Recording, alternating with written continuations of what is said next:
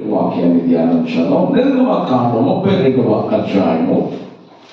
నిర్గమకాండం 32వ అధ్యాయం 9వ వచనాన్ని మనం చదువుకుందాం. నిర్గమకాండం 32వ అధ్యాయము 9వ వచనం. మరియు యెహోవా ఇట్లా నేను ఈ ప్రజలను చూచి ఉన్నాను. ఇదిగో వారు లోబడనొల్లని ప్రజలు. అందరి మాటలతో చెప్పండి. మరియు యెహోవా ఇట్లా నేను ఈ ప్రజలను చూచి ఉన్నాను. ఇదిగో వారు లోబడనొల్లని ప్రజలు. మరొకసారి, మరియు యెహోవా ఇట్లా నేను ఈ ప్రజలను చూచి ఉన్నాను. ఈ ప్రజలను చూచి ఉన్నాను. దేవుని వాక్యాన్ని ధ్యానించడం. నిర్గమకాండం 32వ అధ్యాయం 9వ వచనంలో మనం చదువుకుంటున్నాం. దేవుడు చూచే దేవుడు. మన దేవుడు ఏ దేవుడు అంటే అంతటా అందరిని ఆయన చూచే దేవుడు.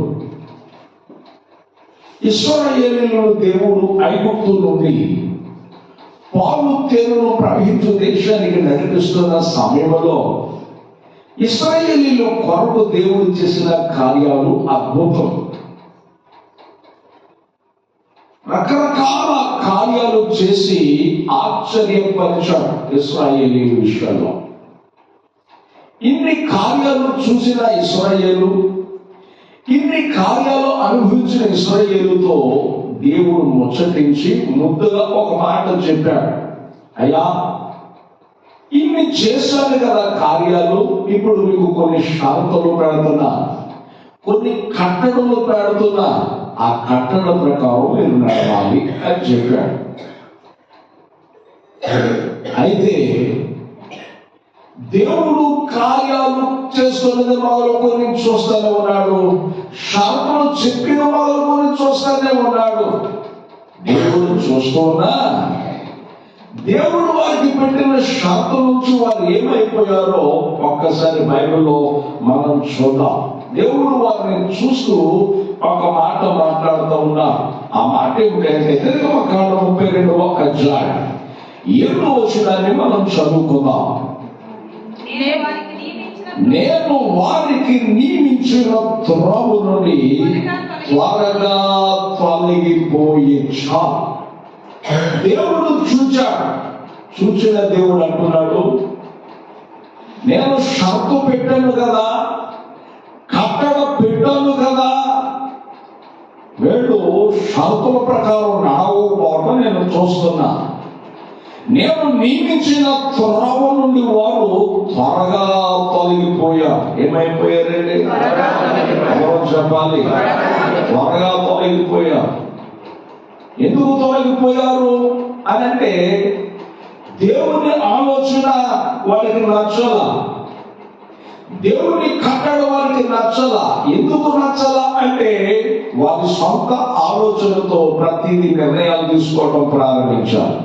సొంత నిర్ణయాలు, సొంత ఆలోచన, సొంత ఉద్దేశాన్ని వారు తీసుకుని నడవడం ప్రారంభించారు. అందుకే దేవుని మార్గంలో నుండి వారు తొలగిపోయారు. మరి దేవుని మార్గంలో నుండి తొలగిపోయిన ఏమో బాగుపడ్డారా, ఆశీర్వాదకరంగా ఉన్నారా అని అంటే వారు దీవించబడలేదు కదా.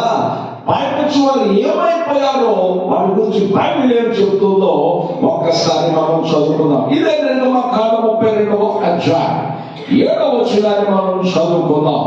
కాగా యెహోవా మోషేతో ఇట్లా నేను నీవు దిగి వెళ్ళుము, ఐగుప్తులో నుండి నీవు రప్పించిన నీ ప్రజలు చెడిపోయి. ప్రజలు ఏమైపోయారు? అందరూ చెప్పాలి. దేవుని మార్గంలో నుండి త్వరగా తొలగిపోవటమే కాదు, వారు తొలగిపోయిన వారు ఏమైనా బాగుపడ్డారా అని అంటే వారు చెడిపోయారు. ఏమైపోయారంటే అందరూ చెప్పాలి, చెడిపోయారు.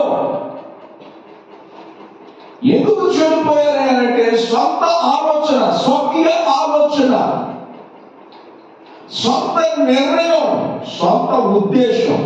మరి సొంత నిర్ణయం, సొంత ఆలోచన తీసుకుని వారు నడుస్తుంటే వారి గురించి బైబిల్ ఏం చెప్తుందో ఒక్కసారి మనం చూద్దాం. వారి సొంత మార్గాలు ఏ రీతిగా ఉన్నాయో బైబిల్ మనం చదువుకుందాం. సామెతల గ్రంథం 14వ అధ్యాయం, సామెతల గ్రంథం 14వ అధ్యాయము 12వ వచనాన్ని మనం చదువుకుందాం. సామెతల గ్రంథం 14వ అధ్యాయము 12వ వచనం, పేజీ నంబర్ 541, ఓల్డ్ టెస్టమెంట్ పాత నిబంధన, సామెతల గ్రంథం 14వ అధ్యాయం 12వ వచనాన్ని మనం చదువుకుందాం. ఒక్కని ఎదుట సరైనదిగా కనబడుగు మార్గము కలదు, అయితే తొదకు అది మరణమునకు దారితీయును, త్రోవతీయును. చూసారా, సొంత నిర్ణయం ద్వారా ఎక్కడికి పోతున్నారు వీళ్ళు? మరణానికి ప్రయాణం చేస్తున్నారు. ఎక్కడికి ప్రయాణం చేస్తున్నారు? ఎంత విచిత్రం! దేవుడు మనకు మంచి చేయువాడు, దేవుడు మనకు మేలులు చేయువాడు, దేవుడు మనల్ని సక్రమమైన మార్గంలో నడిపించేవాడు. చెడిపోకుండా, తూలిపోకుండా నడిపించడానికి ఆయన కొన్ని షరతులు నియమించాడు. ఆ షరతులు ప్రక్కన పెట్టి వారు సొంత నిర్ణయాలు తీసుకుని సొంత మార్గాలు ఏర్పాటు చేసుకుంటే దాని గురించి బైబిల్ ఏం చెప్తుంది అంటే అది మరణానికి దారి తీస్తున్నారు. ఎక్కడికి దారి తీస్తున్నారు? మరణానికి పోతున్నారట. నీ సొంత నిర్ణయం నిన్ను పప్పులో కాలేసేటట్టు చేస్తుంది. నీ సొంత ఉద్దేశం దేవుడు నీకు దూరం చేస్తుంది. నీ సొంత ఆలోచన నీ దేవునికి ఆటంకంగా మారుతుంది. జాగ్రత్త, ఇది బైబిల్ సాధిస్తున్న సత్యం. వీళ్ళు సొంత నిర్ణయాలు తీసుకుని వారు మార్గాన్ని ఏర్పాటు చేసుకుని ఆ మార్గంలో పోతుంటే అది తొదకు మరణానికి త్రోవ తీసిందట. బైబిల్ చెప్తుంది వారు సొంత నిర్ణయం వారికి ఎంత ప్రమాదం ఉందంటే సామెతల గ్రంథం 5వ అధ్యాయం, సామెతల గ్రంథం 5వ అధ్యాయము 5వ వచనాన్ని మనం చదువుకుందాం. సామెతల గ్రంథం 5వ అధ్యాయము 5వ వచనం. దాని నడతలు, ఏ నడతలు? నీ సొంత ఆలోచన నడతలు, నీ సొంత ఉద్దేశాలు, నీ సొంత మార్గాలు, దాని నడతలు మరణమునకు దిగుటకు కారణము. దాని అడుగులు పాతాళమునకు పోవటానికి చక్కగా చేస్తున్నాడు. ఎక్కడికి? పాతాళానికి. ఎంత విచిత్రమో చూడండి. అందుకే నీ సొంత ఆలోచన మానుకోవాలా, నీ సొంత ఉద్దేశాన్ని మానుకోవాలా, నిన్ను నువ్వు దేవునికి అప్పగించుకోవాలి. నువ్వు దేవుని మీద ఆధారపడాలి, దేవుని వైపే చూడాలి. నువ్వు రాజుల వైపు చూసినా, మనుషుల వైపు చూసినా త్రోవ తప్పుతావేమో, దేవునికి దూరం అవుతావేమో. కానీ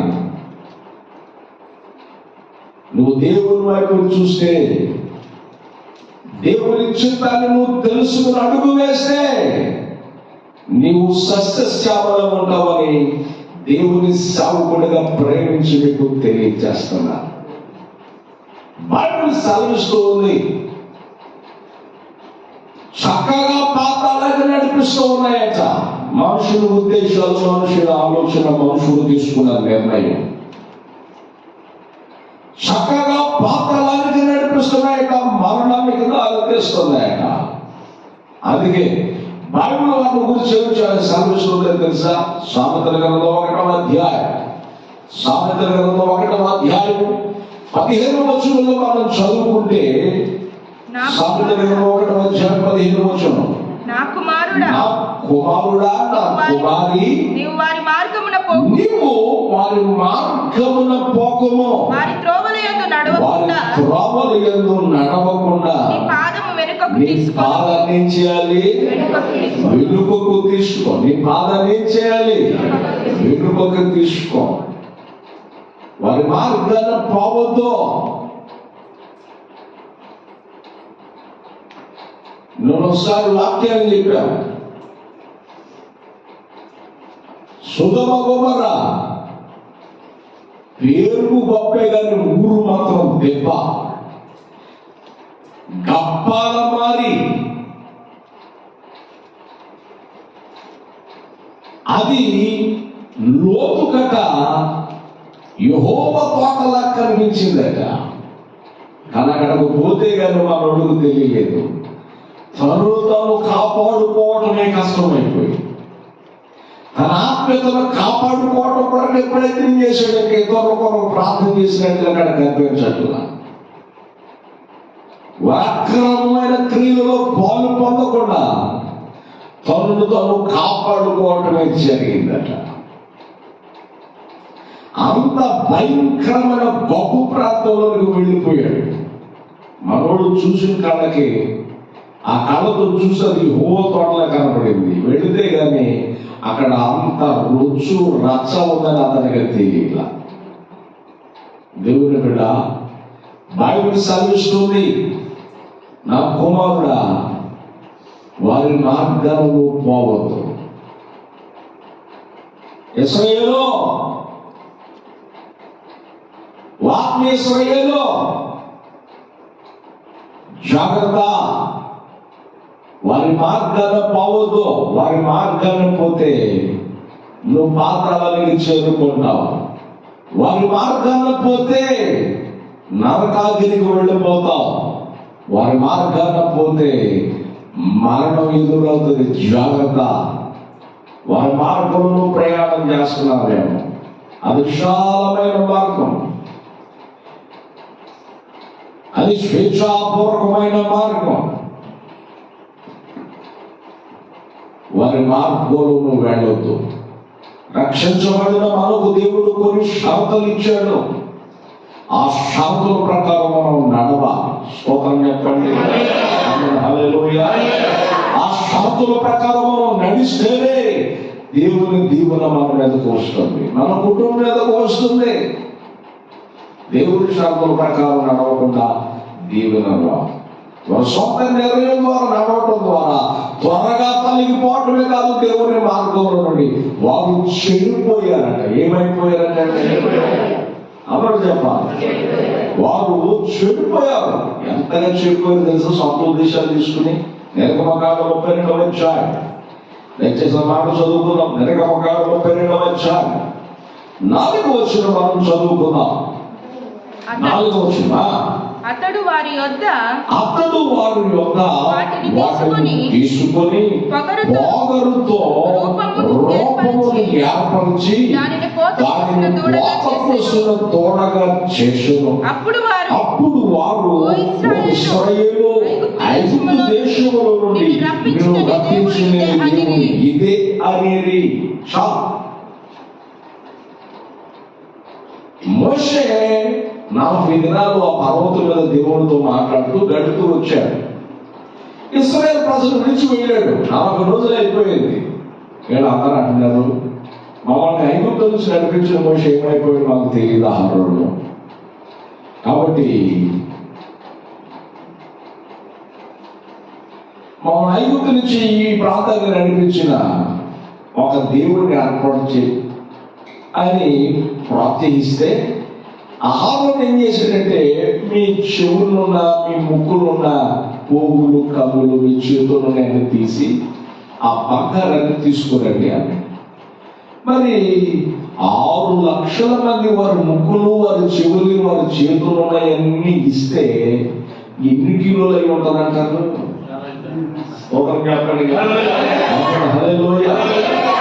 ఎన్ని కిలోలు అయి ఉంటుందంటారు? ఇన్ని కిలోలు చూసేదానికి ఆహారానికి ఏం చేయాలో తెలియలేదు. నందిని ఏర్పాటు చేశాడు. ఏం ఏర్పాటు చేశాడంటే ఒక దూడను ఏర్పాటు చేశాడు.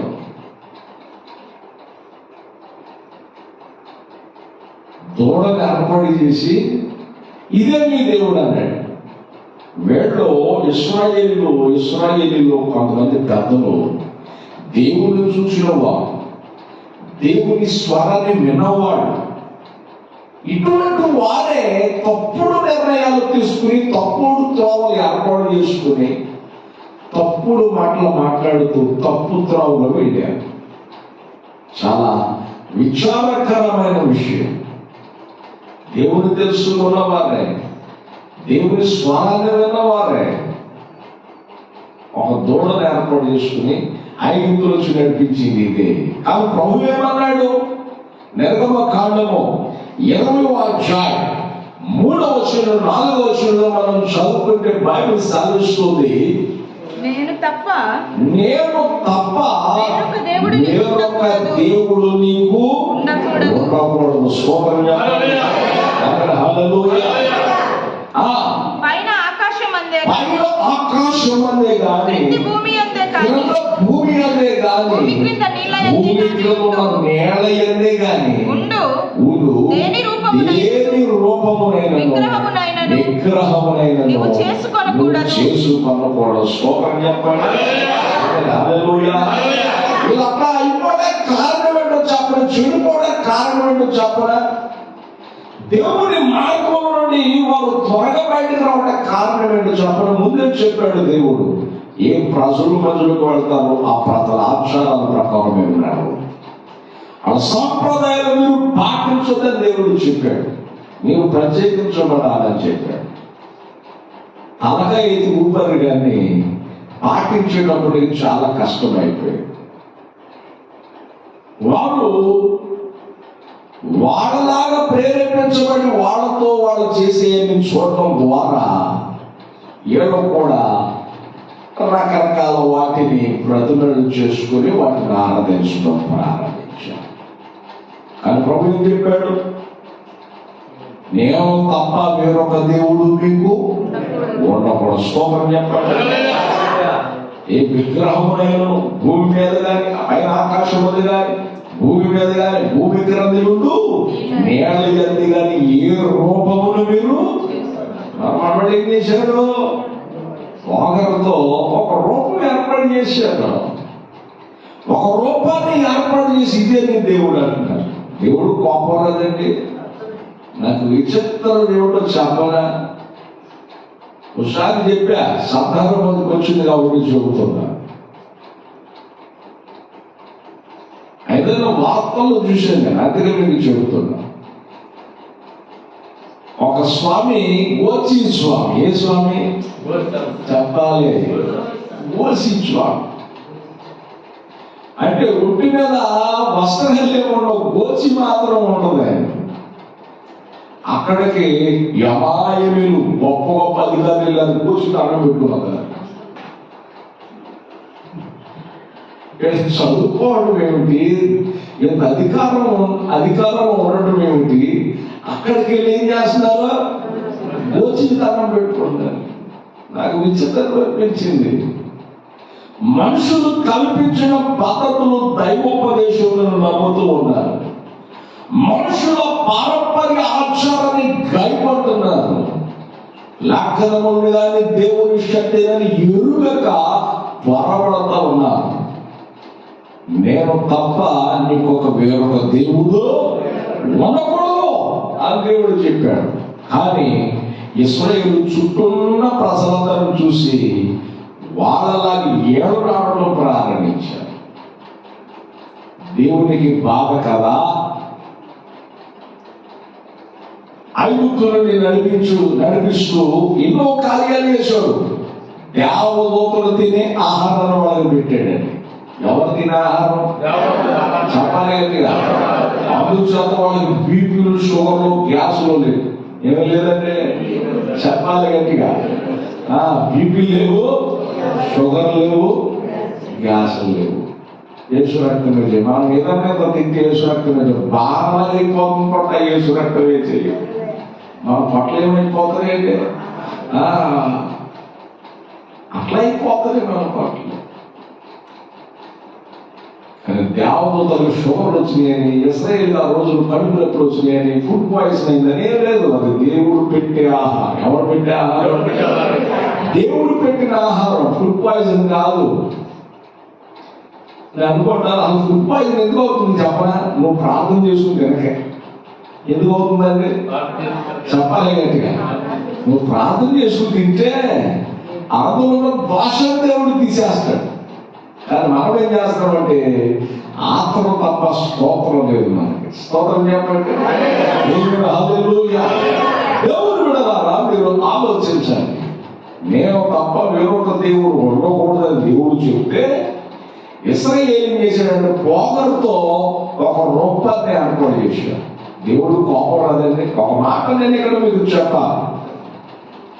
భర్త చెప్పినట్టు భార్య చేయట్లేదనుకోండి, ఇంట్లో సమస్యలు వస్తాయి. తల్లిదండ్రులు చెప్పినట్టు పిల్లలు నడవలేదనుకోండి, ఇంట్లో సమాధానం కోల్పోతాం, సమస్యలు వస్తాయి. అట్లాగే క్రొత్త తన రెక్కల మీద తన పిల్లలు మోసుకుని వచ్చినట్లుగా దేవుడు ఇశ్రాయేలును అంత అల్లారు ముందుగా నడిపించి పోషించి వారికి తండ్రిలాగా వారిని లాలించి తల్లిలాగా ఆదరించి వారిని పోషించి నడిపించి షరతు పెడితే ఆ షరతులు కాదని కాళ్ళతో తన్నేసేసి వారి స్థానుసారంగా వాడతాడు. దేవుడు కోపం అన్నదంటారా? స్తోత్రం చెప్పండి. దేవుడు కోపం వస్తుంది. ఆయన చెప్పినట్టు మనం చేయాలంటే. ఎందుకు చెప్పిన ఆయన వారు కోరింది ఆయన వారికి ఇచ్చాడంటే. షరతులు అడగలా, నియమాలు ఏమి పెట్టలా. వారు కోరగానే దేవుడు వారికి సమస్తమును ఇచ్చాను అని బైబిల్ సెలవిస్తుంది. ఏమి ఇచ్చాడంటండి? అందరూ చెప్పాలి. సమస్తమును దేవుడు ఇచ్చాడు. ఆ ఇచ్చిన దేవుడు అన్నాడు, నేను తప్ప వేరొక దేవుడు నీకు ఉండకూడదు. దేవునికి తెలుసు. అందుకే ద్వితీయోపదేశకాండంలో దేవుడు మాట్లాడతాడు. ఆ మాట ఒకసారి మనం చూస్తే మోషే బ్రతుకున్న దినాల్లోనే ఇశ్రాయేలును గురించి దేవుడు మాట్లాడిన మాట. ఆ మాట ఏమిటయ్యారంటే ద్వితీయోపదేశకాండంలో మనం చదువుకుంటే నాకు ఎంతో ఆశ్చర్యం కలిగించింది.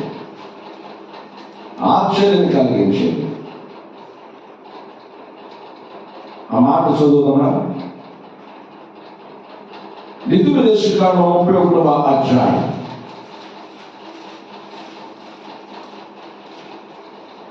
31వ అధ్యాయం తీసారా? 29వ వచనం చూడండి. ద్వితీయోపదేశకాండం 31వ అధ్యాయం పేజీ 173 29వ వచనం.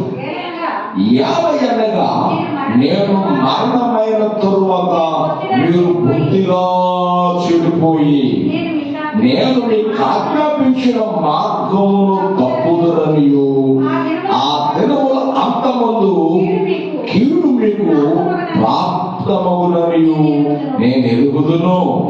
మీరు చేయు క్రియల వలన యెహోవాకు పాపము పుట్టించినట్లుగా ఆయన దృష్టికి కీడైన దానిని చేయదు. మోషే వాళ్ళ హృదయాన్ని గుర్తించాడండి.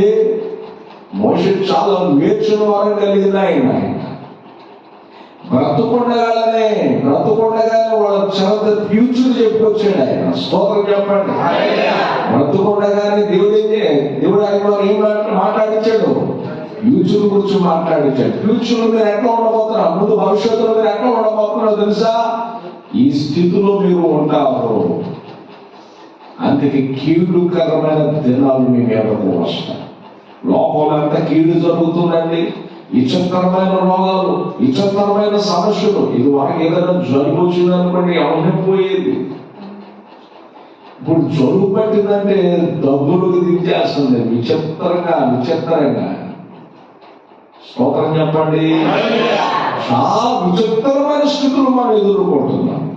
విచిత్రమైన రోగాలు, విచిత్రమైన సమస్యలను మనం ఎదుర్కొంటున్నాం. కారణం మనుషులు చేసే తిరుగుబాటు. దేవుడు ఏర్పాటు చేసిన మార్గం నుండి తొలగిపోవడం. నేను తప్ప వేరొక దేవుడు నీకు ఉండకూడదని దేవుడు సెలవిస్తే భూమి మీద కానీ ఆకాశం మీద కానీ భూమి కింద నేల ఏ ప్రతిమను మీరు చేసుకోవద్దు, విగ్రహం చేసుకోవద్దు అని అంటే వాడు చుట్టూన్న ప్రజలందరూ చూసి వాటి ప్రకారం నడుస్తున్నారు. దేవుడు కోపం కదా? ఆఖరుతో రూపాన్ని ఏర్పాటు చేసేవారు చిత్ర విచిత్రాలుగా నడవటం ప్రారంభించారు. ఇంకా అంత విచిత్రంగా నడిచారు చెప్పిన నిర్గమకాండం 32వ అధ్యాయం. దయచేసి ఆ మాట చదువుకుందాం. నిర్గమకాండం 32వ అధ్యాయం. నిర్గమకాండం 32వ అధ్యాయం 85వ వచనం మనం చదువుకుందాం. ప్రజలు విచ్చలవిడిగా తిరుగుట మోషే చూచెను. స్తోత్రం చెప్పండి. హల్లెలూయా. ప్రజలు విచ్చలవిడిగా తిరగటం మోషే చూచాడండి. ఇశ్రాయేలు ఎట్లా అయిపోయారండి? త్వరగా తొలగిపోయారు, చెడిపోయారు, చివరికి విచ్చలవిడైపోయారు. ఏమైపోయారండి? అంత బాధకరం అండి. విచ్చలవిడిగా మారిపోయారు. విచ్చలవిడిగా వారు జీవించడం ప్రారంభించారు. దేవుడు కోపం రాదా? దేవుడు పెట్టిన షరతుల ప్రకారం నడవాలా లేదా? చెప్పండి గట్టిగా. ఖచ్చితంగా నడవాలి. కానీ మనుషుడు దేవుని షరతుల ప్రకారం నడవడానికి ఇష్టపడలేదు. కానీ దేవుడు అన్ని మేలు చేసేయాలి. మనకి ఏం చేసేయాలంటే దేవుడు అన్ని మనకి చేసేయాలి. అట్లా చేస్తాడు దేవుడు. అందులో ఆయన ఏమో తేరగా ఉన్నాడా? స్తోత్రం. నిజంగా మంచి మాట. అసలు ఉండకూడదు, అసలు రాగానే చేసేయాల. నిజంగా అట్లాగే ఉంది లోకం. దేవుడు బిడ్డలాగా మీరు ఆలోచించండి. దేవుని వాక్యం సాగిస్తుంది. ఇశ్రాయేలుకి దేవుడు నియమించిన త్రోవ నుండి తొలగిపోయారు. తొలగిపోయిన వాళ్ళు చెడిపోయారు. చెడిపోయిన వాళ్ళు ఎంత చెడిపోయారు తెలుసా? విచ్చలవిడిగా మారిపోయారు. ఎట్లా ఉన్నారండి? అందరూ చెప్పాలా? వాళ్ళ గురించి బైబిల్ సెలవిస్తుంది. దయచేసి ఆ మాట చదువుకుందాం. సామెతల గ్రంథం 18వ అధ్యాయం. సామెతల గ్రంథం 18వ అధ్యాయము 1వ వచనాన్ని మనం చదువుకుందాం. సామెతల గ్రంథం 18:1. వేరున్న గోరువాడు స్వేచ్ఛానుసారంగా నడుచువాడు, అట్టివాడు లెస్సైన జ్ఞానములకు విరోధి. చూడండి, ఆలోచించండి. క్రీస్తులో నుండి, ప్రభువులో నుండి వేరైపోతే నువ్వేం చేయలేవు. ప్రభు అన్నాడు, నాకు వేరు నుండి మీరేమీ చేయలేరు. నాకు విరోధంగా రూపించబడ్డ ఏ కాయుధము వర్ధల్లదు అని చెప్పాడు ఆయన.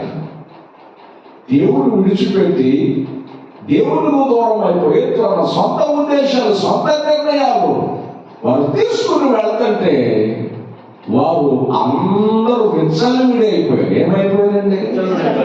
విచ్చలవిడైపోయారు. నాశనం వైపు అడుగులేస్తున్నారు. ఆ విచ్చలవిడి తరము ద్వారా వారు బరులు గొప్పవారు 3,000 మంది చంపబడ్డారు, చచ్చిపోయారు. ఏమైపోయారండి? మరణం వచ్చేసింది వారి మీదకి.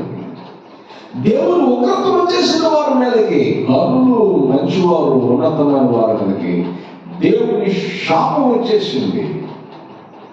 అందుకే బైబిల్ సెలవిస్తుంది, క్రీస్తులో నుండి దూరం చేసేది మానుకో, దేవుని సన్నిధికి దూరం చేసేది మానుకో.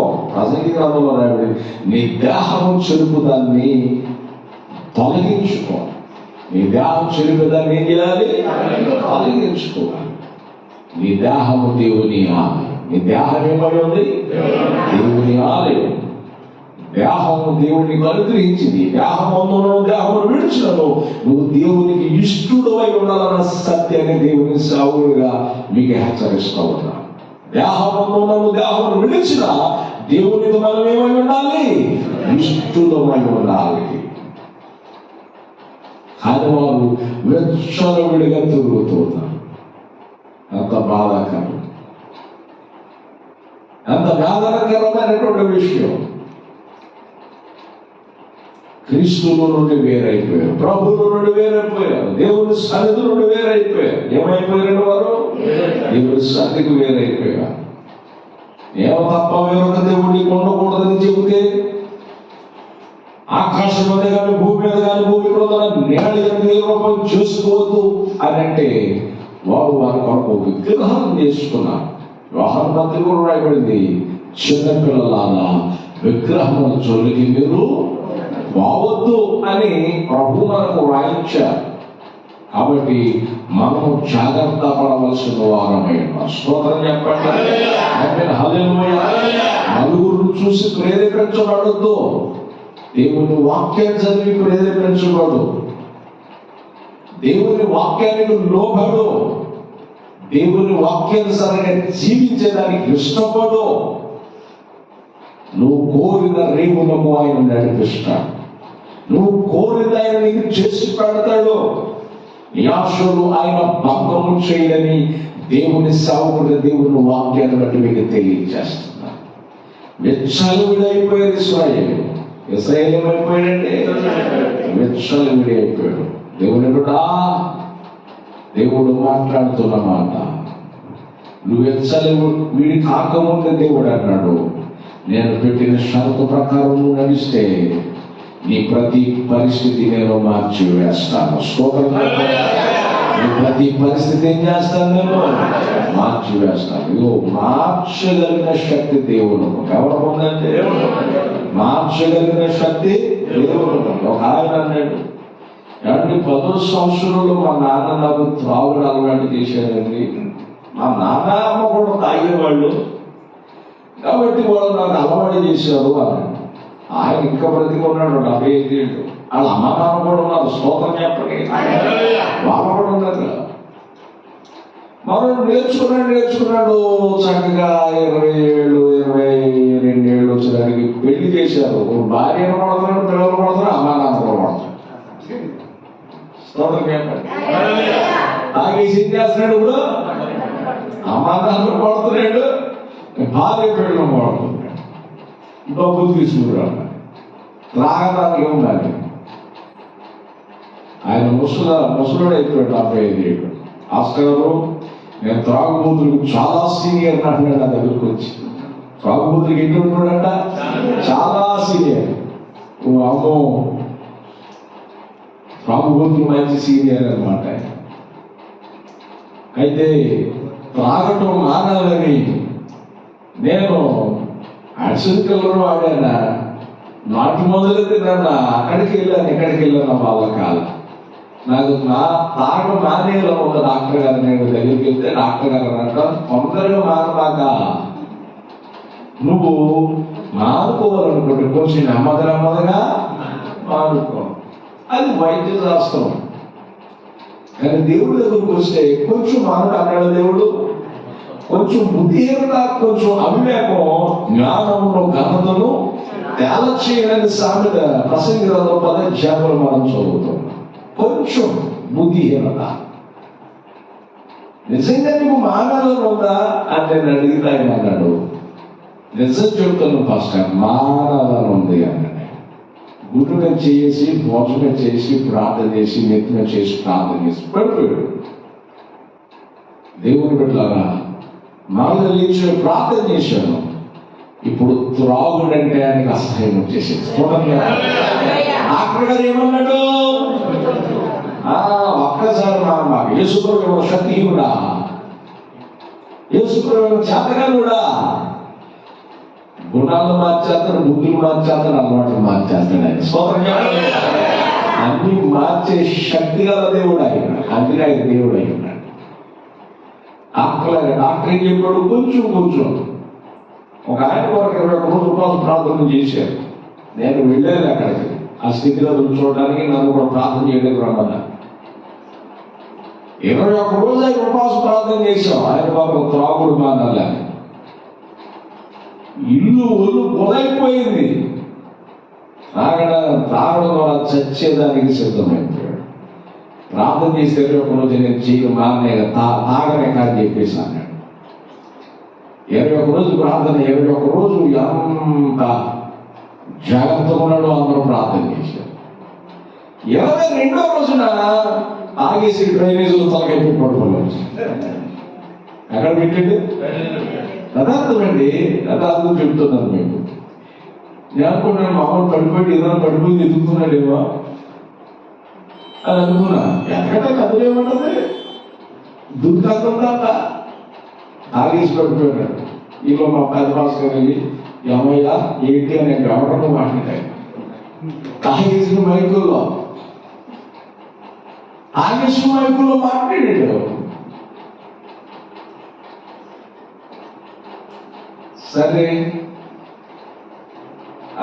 ఇంట్లోకి చెబుతూ వాడు వచ్చారు, తీసుకెళ్లారు, బకెట్లతో నీళ్లు పోశారు, బియ్యంతో నీళ్లు పోశారు, ప్రార్థన చేశారు. దిగిన తర్వాత 2 రోజుల క్రితం ఆస్కర్ గారు కలిసి నేను కలిసాను. నిజంగా నువ్వు నాణాలు ఉందా అని అడిగితే తాగటం.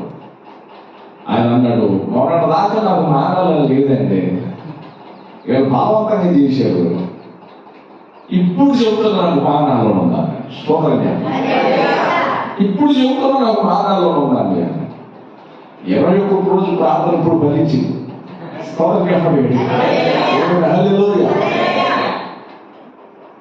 అవుతనే ఆయన కొరకు ప్రార్థన చేశాను. దేవుని బిడ్డలారా, ఇప్పుడు త్రాగుడు వైపు వెళ్ళటమే లేదు. స్తోత్రం చెప్పండి. మారాలనే ఆలోచన ఉంటే మార్పించగల శక్తి, మార్చగల శక్తి దేవుడు కొంత. స్తోత్రం చెప్పండి. హల్లెలూయా. నీ హృదయపూర్వకం చెప్పకుండా మానుకోవాలని అనుకోకుండా ఏదో అన్నట్టు ఉంటే అట్లా ఉంటుంది. మారకూడదు. నీ హృదయపూర్వకంగా చెప్పు. దేవుడు దాన్ని నీ హృదయం నుండి తీసివేయగలిగిన వాడు, నీ మనసు నుంచి తీసివేయగలిగిన వాడు, నీ ప్రతి పరిస్థితిని మార్చగలిగిన వాడు. అందుకే దేవుని బిడ్డలారా, లేఖనం సెలవిస్తుంది, వెచ్చలివిడిగా ఇశ్రాయేలు తిరుగుతూ ఉన్నారు. దేవుడు నియమించిన శాప నుంచి బయటకు వచ్చేసారు. అది దేవుడు చూచాడు. దేవుని కళ్ళు ఎవరు కప్పలేరు. దేవునికి ఏ మనుషుడు సాక్ష్యం ఒక మనుషుడు వచ్చి ఇవ్వని అవసరం లేదు. ఆయన అందరినీ చూచే దేవుడు. అందుకే దేవుడు అంటున్నాడు, ఈ ప్రజలు లోబడడం వల్లనే ప్రజలు, ఈ ప్రజలు త్వరగానే నియమించిన వారు తొలగిపోయారు. వీళ్ళు తొలగిపోయిన వాళ్ళు బాగు చేసుకున్నారంటే చెడిపోయారు వాళ్ళు. అందుకే దేవుడు అంటాడు, ఇశ్రాయేలు నువ్వు నా మాట వింటే, నా మార్గాన్ని అనుసరిస్తే నీకెంతైనా మేలు. స్తోత్రం చెప్పాలి. ఇశ్రాయేలు నువ్వు నా మాట వినాలి, నా మార్గాన్ని అనుసరించాలి. నువ్వు అనుసరిస్తే నీకెంతైనా మేలు చేస్తాను. ఎంతైనా సరే దేవుడు బిడ్డ, దేవుడు ఎంత వరకైనా సరే మీరు తీసుకురాగలిగిన వాడు. దేవునికి నమ్మకంగా ఉంటే. కాబట్టి దేవుని వైపు మనం చూద్దాం. దేవుని షరతులు తూచా తప్పకుండా పాటిద్దాం. దేవుని పళ్ళు మనం కప్పలమన్న సత్యాన్ని గుర్తించి మన సొంత నిర్ణయాలు, మన సొంత ఆలోచనలు నాశనం చేస్తాయని గుర్తించి ప్రతి పరిస్థితిని మార్చగలిగిన దేవుడు ఉన్నాడని దేవుని వైపు చూస్తూ దేవుని మీద ఆధారపడదాం. దేవునికి మనం అప్పగించుకుందాం. దేవుడి మాటలు దీవించును గాక.